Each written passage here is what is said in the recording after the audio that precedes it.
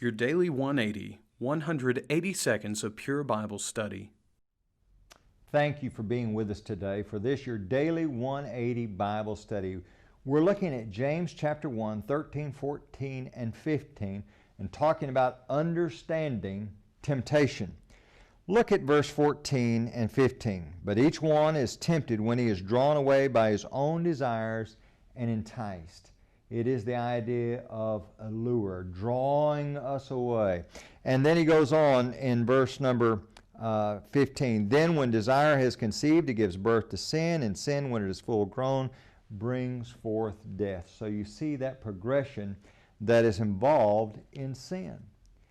Over in Romans chapter 7, I want us to look at a verse, and there's a primary application, which is the intent of the passage, and then there is a secondary application as well. I want you to listen to Romans chapter 7, beginning at verse number 17.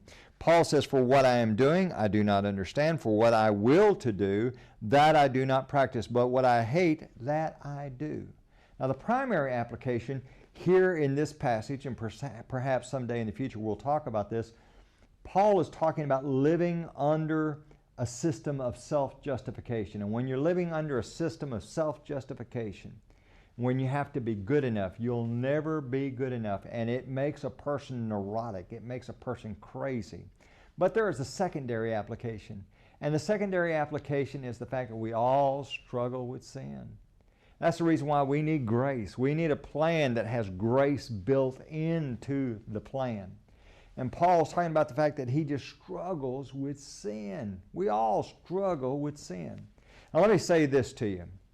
Anyone who ignores the clear Bible teaching on the plan of salvation and comes up with their own plan is laboring under a system of self-justification. Now they may not believe it, they may not see it that way, but what else could it be when you ignore God's plan and come up with your own plan?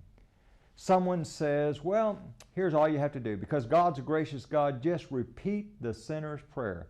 Friends, please, let me ask you, could you tell me where to find the sinner's prayer? It's not there. Could you tell me how a person could become a child of God by reciting the sinner's prayer? You can't find it.